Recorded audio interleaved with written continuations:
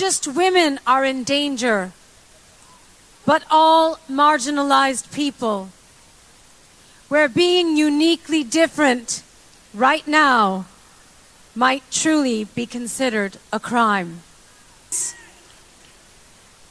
It seems as though we had all slipped into a false sense of comfort, that justice would prevail and that good would win in the end. Well, good did not win this election, but good will win in the end. So what today means is that we are far from the end. Today marks the beginning of our story. The revolution starts here. The fight for the right to be free, to be who we are, to be equal. Let's march together through this darkness, and with each step, know that we are not afraid. That we are not alone. That we will not back down. That there is power in our unity, and that no opposing force stands a chance in the face of true solidarity.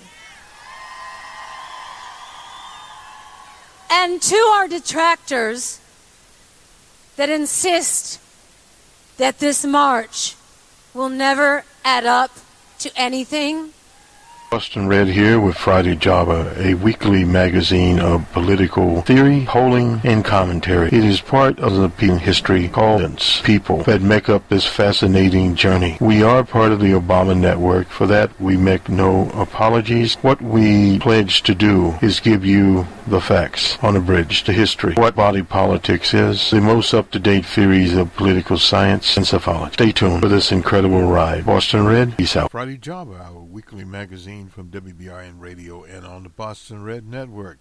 This is the 11th of January 2018. Boston Red here from the Jerry Pippin broadcast booth.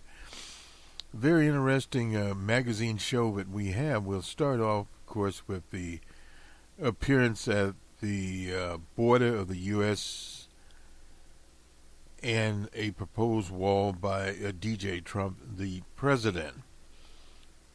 And we have the latest there. He appeared there in Texas, went to a border patrol station, and greeted Border Patrol agents. Many people have already seen this, so we won't waste time on it. At the same time, almost 1 million federal workers are furloughed. Some are forced to work without pay, and those problems that the families are getting. We'll get to that. Some are selling items on Craigslist, eBay, you name it. No doubt in some areas they're having garage sales to just literally get by day to day. And in a civilized country in the year 2019, that is unconscionable, no doubt about it. And what would be the political effects if DJ Trump does decide to issue a state of national emergency? Well, first of all, it would cause a commotion in Congress, but that's a political side. Lawsuits in the courts would make it very tenuous. There's one side that says he could do it under his executive powers. Another side says that not, and whereas in the middle, we don't know. But at the same time, this whole idea, if there is an executive order and the Army Corps is commissioned to do it, then why did we have the shutdown that cost billions of dollars? That's a big question that only DJ Trump and his administration can answer. And the misery index that went up amongst the federal workers that were furloughed, or are furloughed, I should say. Congress, incidentally, has passed legislation to pay the federal workers. But this is not the contractors. There are all kinds of contractors, from people that clean federal buildings to people that maintain computer code. Many of those people will not be paid. And you can bet the house, as LBJ would say, that some of the programmers, software developers, etc., whose craft or trade or profession are in higher demand, will be looking for other jobs. And as soon as they find them, and they will start to relocate, because many of these firms will pay relocation, and it would obviously depend upon the person's attachment to that area, i.e. if they own a house or if they have family there, etc.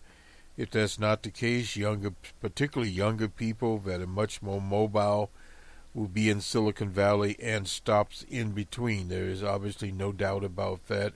The changing landscape, and at the same time, we are starting to see redundancies or layoffs on Numbers Man. That is our economics program, where we move from the macro section, or part of the science of economics. We'll call it the science. Many had a discussion with a fellow this week about political science, and what we explained to him was a classic definition of who gets what and when. Now, political science has evolved since Richard Nixon made the statement, "We in politics do not have a science." Well, there's more numbers, and we have our friends from the University of Virginia. That's Larry Sabato's shop, his crystal ball. There's a guest writer there, and we just found him on Twitter. We'll get to that one.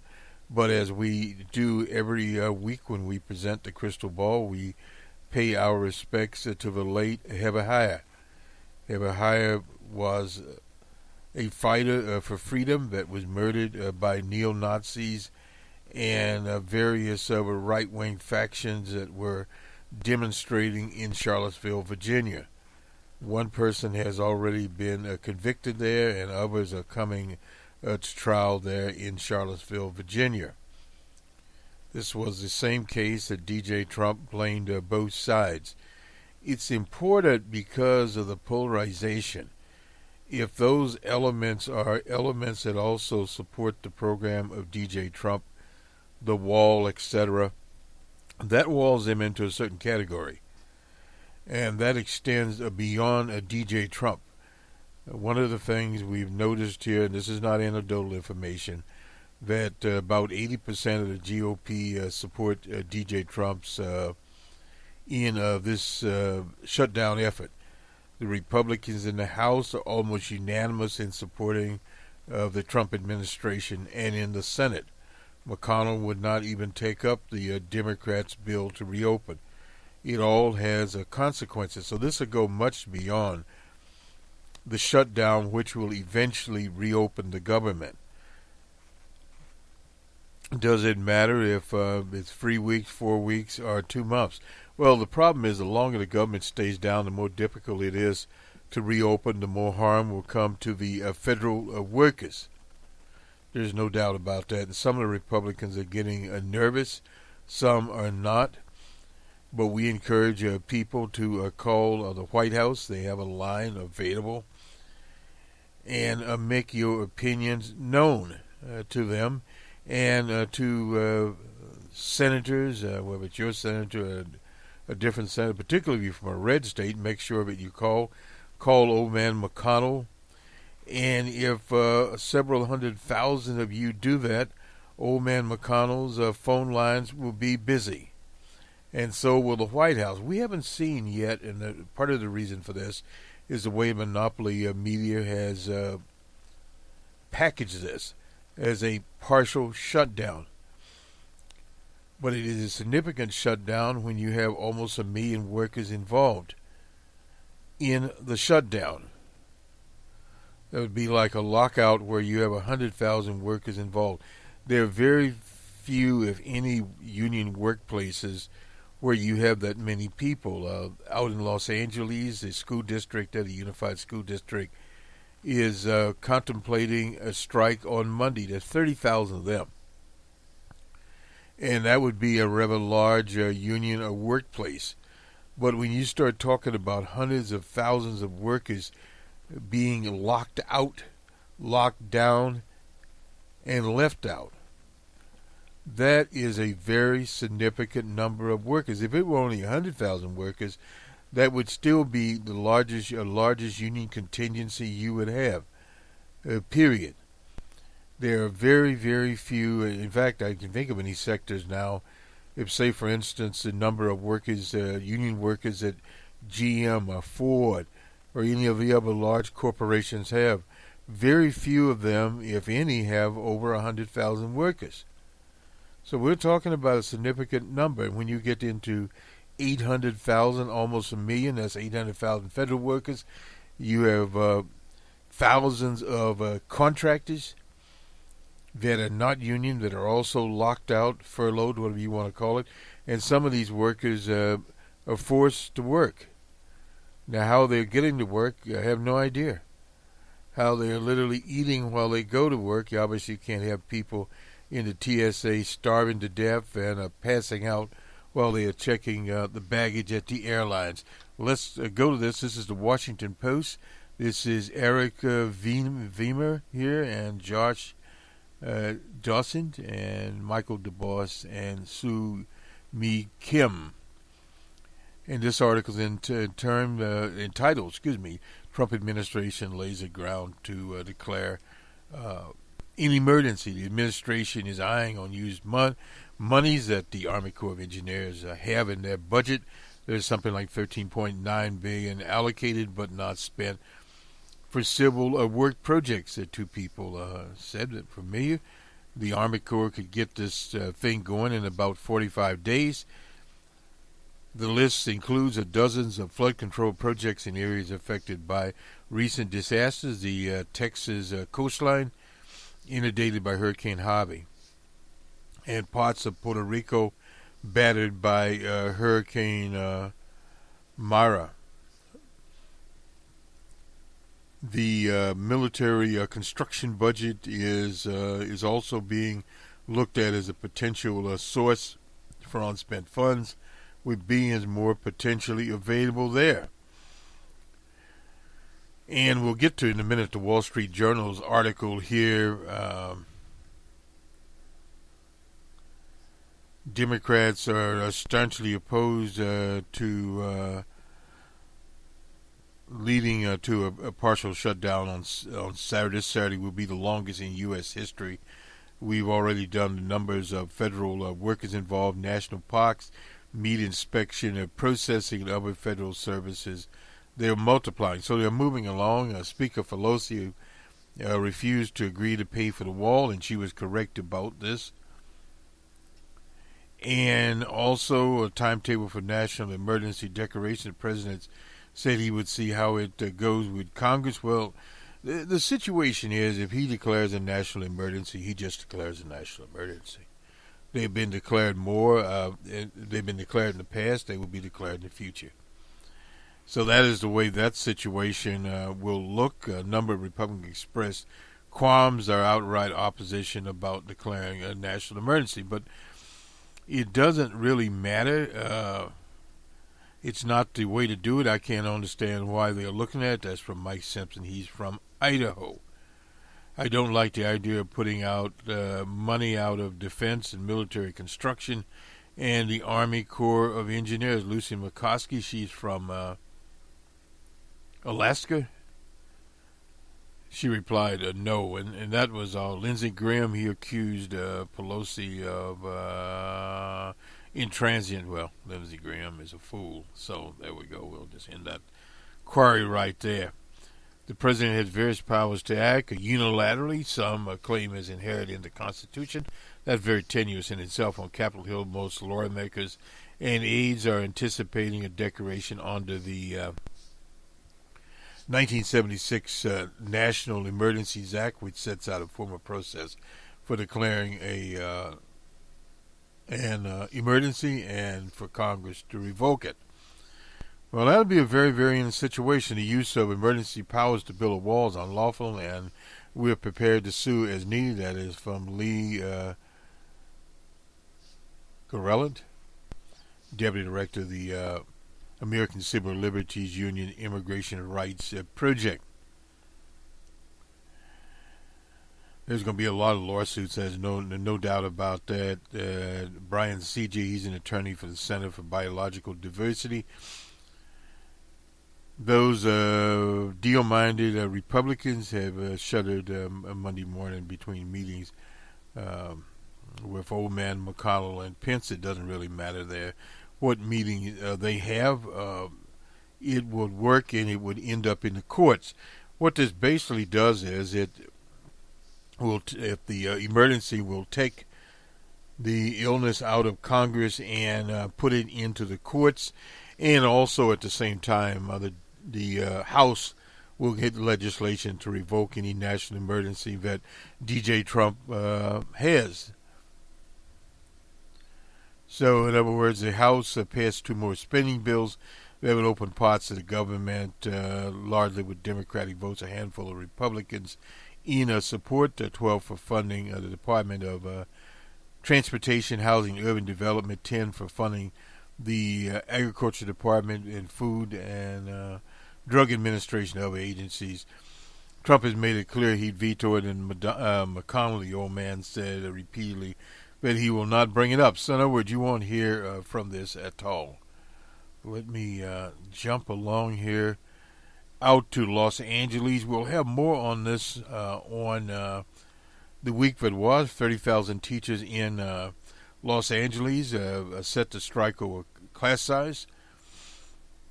The former disgraced Secretary of Education, Arnie Duncan, he was on to Barack Obama, and Bill Gates have talked about class size. There have been studies there, yet in many districts, class size 30, 40, even 50 students is a major issue in the impasse in Los Angeles. 30 teachers from the Los Angeles Unified District are set to strike. California's new governor, Gavin Newsom, proposed a $209 billion budget that would significantly boost funding for public schools. After an announcement, the Los Angeles Unified District sent out a release saying it would offer a new proposal class size on Friday. So we'll have more of this on the week that was, and we'll bring it up to date. Now let's move along a little more here. We'll also have on the week that was a Green Book controversy piles up, and the firm faces a bumpy ride to the Oscar morning. The makers of Green Book, a feel-good story about a resourceful hustler hired to drive a black pianist named Don Shirley on a concert tour through the Deep South in 1962. We're riding high Sunday night at the Golden Gloves. Win for picture, excluding win for picture, comedy, musical, etc. Support for motion picture screen. If they could find a common ground, said director and co-writer Peter Farrelly, referring to his lead character, we all can. 3 days later, Farrelly himself on a common ground with the film's co-writer, Nick Valinger, both of whom became immersed in controversial over past behavior. For Farrelly was an excerpt from a 1998 Newsweek profile in which he talked about repeatedly, pulling out his number on a film set as a dirty practical joke. Valonger was castigated for a 2015 tweet supporting Donald Trump's false claim that Muslims in New Jersey celebrated the destruction of the World Trade Center shortly after Valonger deleted his tweet. The latest controversy contains the Green Book roller coaster ride through the awards session. The movie premiered to little advance hype in the Toronto Film Festival in September, becoming an underdog recipient of the event's People's Choice Award, an honor that it went to past Oscar winners like Slay Dog Millionaire, 12 Years a Slave, and The King's Speech. Remember those a long time ago. Critics immediately slammed Green Book as yet another Hollywood movie about American racism, but found it's a story from a white savior's perspective. The assessment picked up steam in November when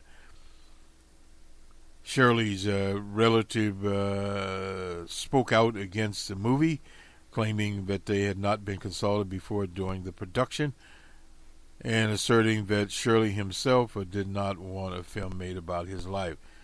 His last living brother, Maurice, said he wouldn't see the Green Book because it was full of lies. Also in early November, the leading man, Vincenzo Mortensen, came under fire for using the N-word during a award session Q&A as he attempted to discuss how many times have changed since the era depicted in the film. There's nothing in me that believes that Vigino is racist, co-star Ali said during a Times interview. And in the event he used the word, it wasn't intended to be racist. It was the opposite. The Green Book, which has helped many pig for breakout commercial success, opened in a limited release and a surprising tempered per-screen average of about $13,000.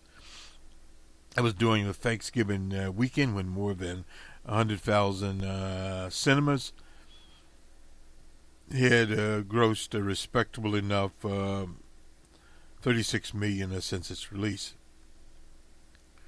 The award season voters have responded with more enthusiasm. In addition to the Globes, the Green Book was the National Board of Review's Best Picture honor, and was one of the year's 10 best movies by the American Film Institute. With Valonger tweet and Farilli's past actions resurfacing, many in the film industry are reacting with a mixture of anger, fear, and curiosity about the timing of the revelation. No doubt about that. A lot of schemes going on out here. Last year, Geronimo's de Taroma, that is The Shape of Water, was hit with a plagiarism lawsuit the day after the final Oscar balloting. Shape won the Best Picture. A judge dismissed the lawsuit, and so forth and so on. A lot of things going on these days out here. Farilli issued a statement Wednesday saying, "True, I was an idiot. I did this decades ago, and I thought it was being funny. I'm embarrassed, and it made me cringe. Now I'm deeply sorry." He issued his apology. Privately sources close to the Green Book filmmakers said that they have been bracing for renewed round of criticism following the film's high-profile success at the Golden Globe Awards. Nick Valonger,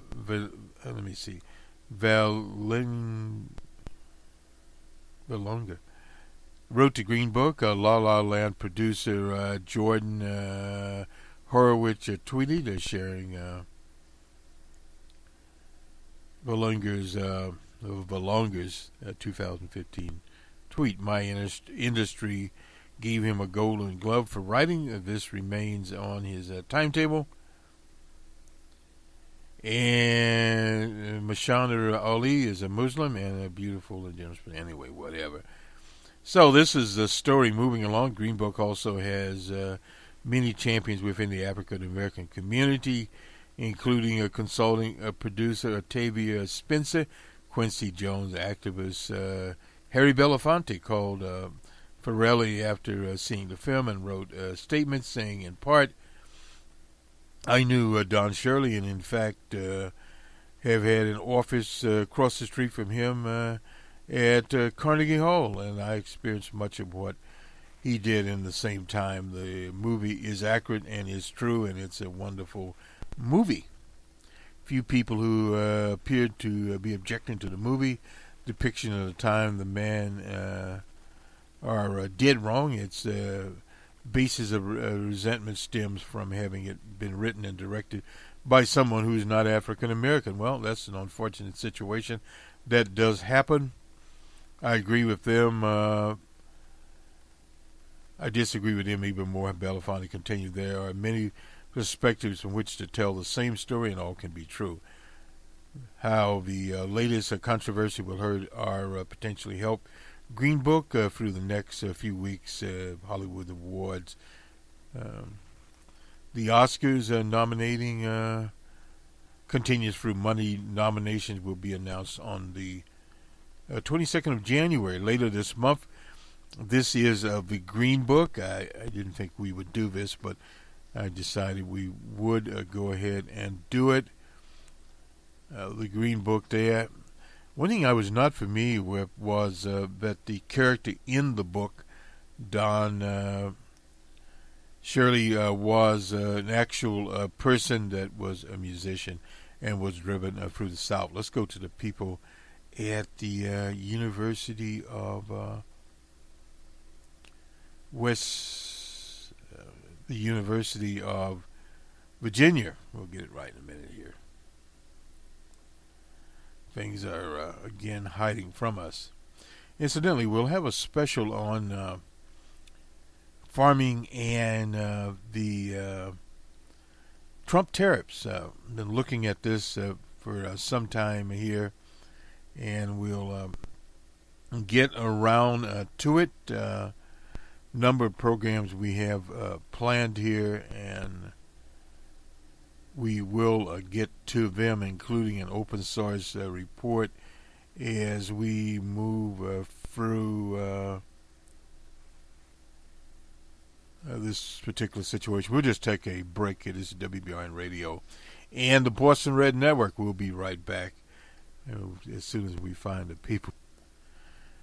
The crystal ball, Sabato's crystal ball, is the wondering voter, how the 2018 gubernatorial results reflect the 2016 presidential voting. There's a guest here, Noel Rudnick, I suppose, Rudnick, R-U-D-N-I-C. He's the guest columnist. He is from the University of Ohio State University, contributed to Decision Desk, headquarters there. Anyway, we'll get into this. The key points. The governor's races continued along the same realignment patterns that emerged in the 2016 presidential election. And analysis of protest third-party votes for president in 2016 indicates these voters were likely to pick the Democratic side in the 2018 election. That's an interesting proposition that goes back a very long time. I recall once working in a campaign, I believe it was in Texas, it could have been in Kansas, but nonetheless, a veteran politician was telling us we were running a progressive candidate, that a progressive candidate always helped people like him. He was a traditional liberal, populist, etc., and it would help impact his races in the future and the district as a whole. So anyway, this is basically the same thing sort of rehashed here.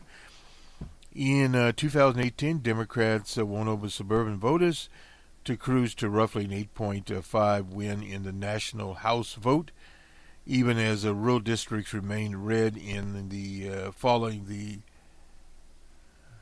wind-up.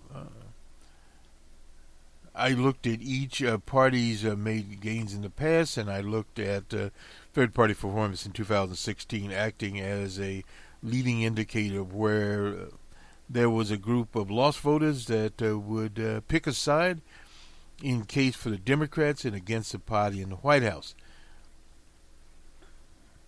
The lean of a county is defined in a statewide margin subtracted from the margin in the county.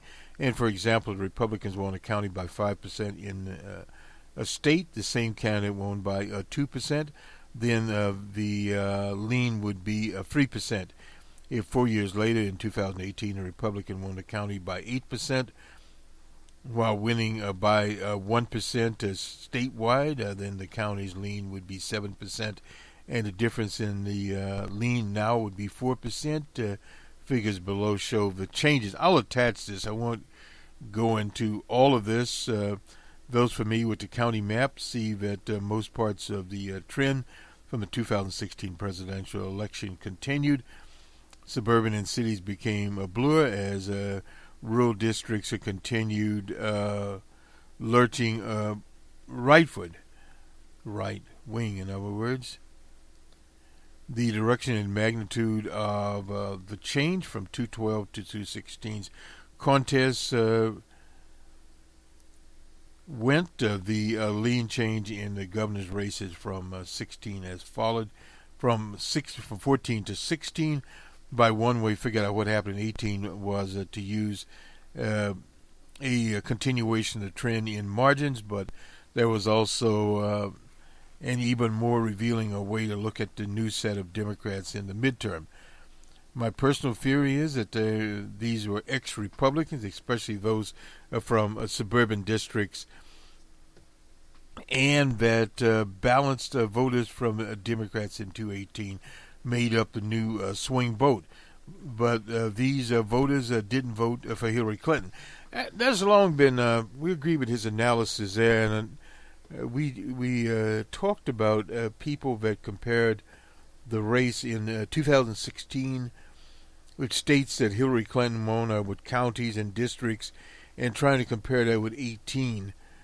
The problem there was that if real progress was to be made in most of those districts, not all, voters that did not vote for Hillary Clinton, or voters that did not vote, or voters that stayed home, or whatever, or even some Republican voters and mostly independents would needed to switch. And evidently that is what happened here. And he goes on to say these voters backed third-party candidates, and like us with the Greens in 2016, opted not to vote for either of the two unpopular major parties. In order to test his theory, the first thing I did was to devise a measure to compare minor party performance levels across the years. And he called upon David Lepin, I suppose, election almanac. I then used a relative measure in order to compare the performance in a 1 year, not only to all other counties at election, but also within the counties for all years back to 1980. For example, if a third party in a county recorded 4.5% and 3% nationwide, then the performance there would be equal to 50% 0.3. To compare over years, I took the medium since 1980 and compared each year to the medium in that county. The figure will show that, and you'll see that when you look at it there. One can see the obvious pattern in this map. For instance, much of New Mexico is shaded blue, indicative of the Libertarian. That was Gary Johnson, who at one time was the governor of New Mexico. The new map in Figure 4 combined of Figure 3 and the change in presidential margin from 12 to 16 2000. And deep red is where third-party performance was down relative to the historical baseline, and the margin shifted towards the Republicans. Dark blue is the same, but shifted towards the Democrats. The light Red, on the other hand, was where the third-party performance was higher than usual, but the margin still shifted rightward. Light blue is where third-party performance shifted to Democrats. You see a lot of that happening in New Mexico. And on here, first you can see that the margin change by who gained has the largest impact, and he discussed that the categories that moved towards Republicans in 2016 were from third-party underperformed, the lean 12% towards the Republicans as a medium, but when third parties did better than historic average, they moved 12% more Republican, and sizable and significant third parties were down, only moved 1% more for the Democrats. And this is where it's finished up. The inverse relationship here shows that as a relative third-party performance increased, or as more people than normal voted third party, there were more movement to the Democrats. It also means that parties with a lower than normal third-party vote, the mass majority of which were in rural areas, continued to move to Republicans. Now I'll read that once more. With lower than normal third-party vote, the vast majority moved to Republicans, and that would happen if they did not vote Libertarian, etc. They voted straight tickets. What does this all tell us? In summary, the 2016 election set in motion a split that broke heavily for the previous from the previous midterm, especially in the rural and suburban lines. But we also see that beyond a one-to-one vote equivalent, the margin, especially in areas where Republicans lost ground. Voters wanted who went to a third-party candidate in 2018 seemed to break harder for the Democrats in 2016 than with the Republicans. There's probably no doubt about that, because depending on what the party was, but if it were the Greens, they would have normally been Democrats in the first place if they were so inclined, or at least they were progressive. And the Libertarians, that could even turn into a 50-50 split, something I want to talk a little about here. We won't waste time on it. Now let's head back to the Washington Post. Thought we would get this pretty quickly here. And let's see, we got the green card, we got the election. Craigslist and Facebook, on Craigslist, Facebook household items from furloughed workers. This is from the Washington Post. We sort of jump back here. This is by Taylor Telford, a federal worker in Morgantown, West Virginia. One thing to remember, a lot of federal workers in West Virginia took to Facebook this week to sell welding tools left behind by a deceased father-in-law. Another diehard Star Wars fan in Woodbridge, Virginia, did the same, a life-size replica of Kylo Ren's, who the hell that was. Anyway, on sale with on eBay with 5 pages of things found around the house. They were selling Bibles and Tendo bed sheets and Dr. Seuss ties. Sells for $93.88, asking $10. One federal worker put that, "We need money to pay bills," as hundreds of thousands of federal workers braced for the first missed paycheck. They did get paid for the holidays. Fortunately, they had to pay for the holidays. In the U.S., living paycheck to paycheck is a disturbing common, regardless of professions or locations. That's a report from the Federal Reserve bill. How little cushion most Americans have in their budget. 4 in 10 adults say they can't produce $400 in emergency. That's a hell of a shape to be in for working people, particularly that have cars and homes. The shutdown, which began on Christmas, took many federal workers by surprise. It's lasting longer than expected. DJ Trump said it would be long, so evidently DJ did tell the truth on that one. And through garages, closets, basements, bookshelves to find possessions and personal treasures to sell. You don't get very much for those. Here's another national park worker named Elhart. Since 2005, so he's been there over, 10 years? About 14 years. Started a Facebook group for people wanting to buy things from furlough workers, hoping that they throw in a little extra. Guidance from federal offices have provided of little comfort. So far, some workers say no one in Washington seems to know how long the partial go. No kidding. The Coast Guard published a tip sheet this week suggesting employees hold garage sales, sell things online, walk dogs, babysit, become a mystery shopper to get by. Oh boy. Amy Corey, a librarian in Morristown, North Carolina, who works as a contractor for the Environmental Protection Agency, is running a government shutdown online yard sale on Facebook, where she is selling rare books from the 1800s. She held worn volumes in her hand. We'll have to put a link to her Facebook. Anyway, 2 weeks into the shutdown, Corey, 39, not engaged right now, said she wants to be picking a wedding date and selecting and searching for a house where she and her fiance can move to their new life. Well, I'll have to wait on that one for a while. The last time the EPA's budget allowed to stay open. Did she work for the Environmental Protection Agency? Well, let's see. The second shutdown she's incurred in 2 years there, but last time, okay.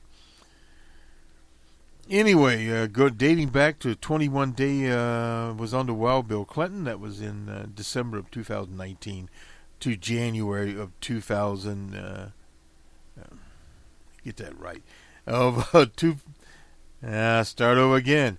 1995 to January of 1996. Got to get Wild Bill in the right time there.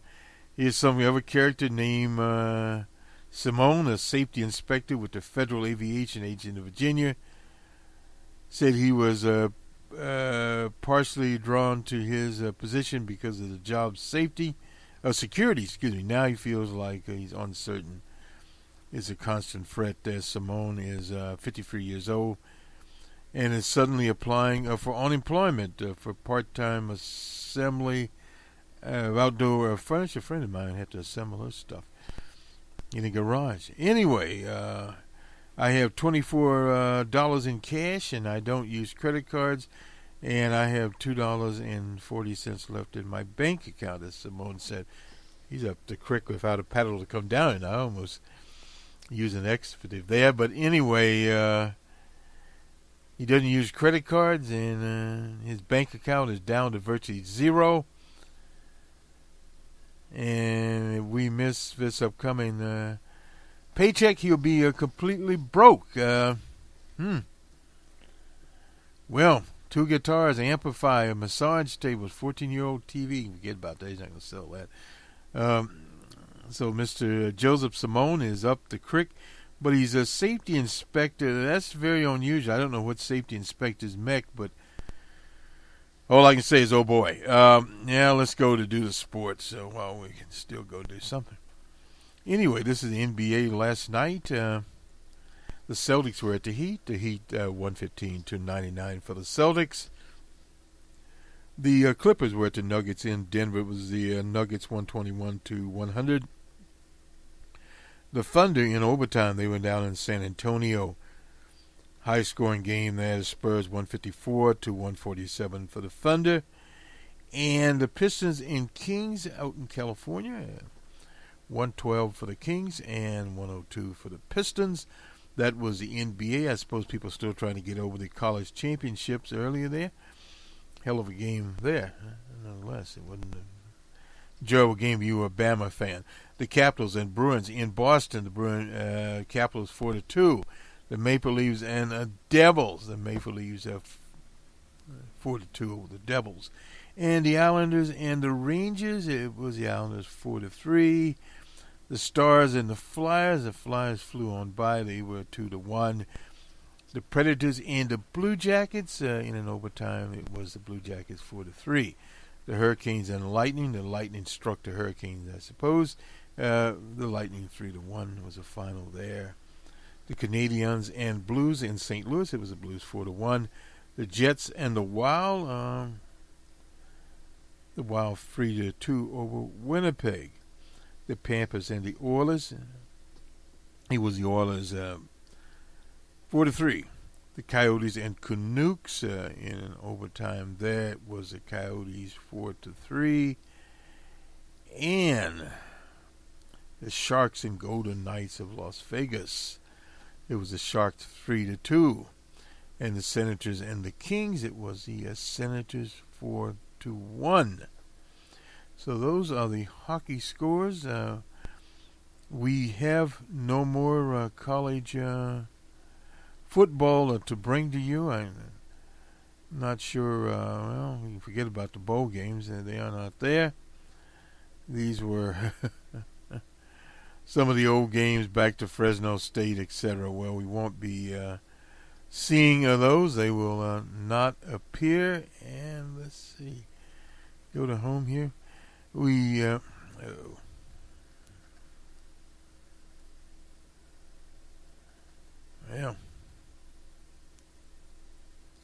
We'll try it again.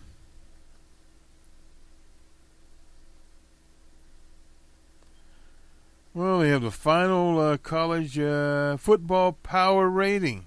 Oh, boy.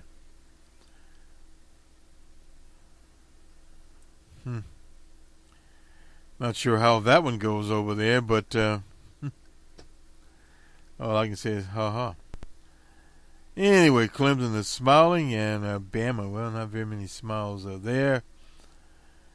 So we'll get to college football shortly here. And I'm not sure why we're not to college football now.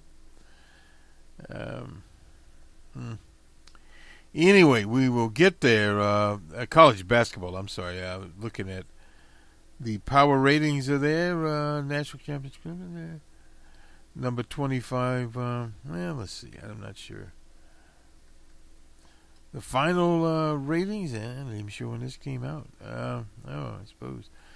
Well, Clemson, naturally. Bama, Ohio State. I don't think that we went into the game thinking we were going to beat Alabama by 4 touchdowns. It just kind of went that way. That it was our night, and we got control of the game. And sometimes when I've been on both sides of it, sometimes when Clemson. you get momentum rolling like we were able to get it, and just the energy all channeled in the right direction, it can kind of be insurmountable. Get rid of him here. Number 6, where do we go here? Florida, number 6, and LSU number 7, Texas number 8, Georgia number 9, Kentucky, they were 10-3. They were number 10, and UCF, they were number 11, number 12, Washington State. Number 13, the Aggies of Texas, and the University of Washington was 14. They're probably not very happy about that one. Fresno State got in the top 15. They were 15, and Syracuse and Michigan number 17. Army number 18, which is respectable for Army. Auburn, the so-called country school in Alabama, was 19. Penn State number 20. Northwestern number 21. Boise State 22. The University of Cincinnati 23. Oregon, the Ducks, I would like to name the Ducks, 24. And number 25 was Iowa. And they won the Outback Bowl. Anyway, this will do it for us. We'll see you on the week that was. We'll have more on the LA teachers strike, the saga of the shutdown. I guess we can get more out of that. And we'll look at some other things. We'll have special programming eventually here on the Trump tariffs and agriculture. We'll be looking at Nebraska and at Iowa specifically. We have an open source report coming up. We'll be looking at security, where security is. We'll look at Google. We'll also look at some new chips from AMD and more from the world of open source and hardware. Have a good weekend, everyone. We'll talk to you on the week that was. Good day.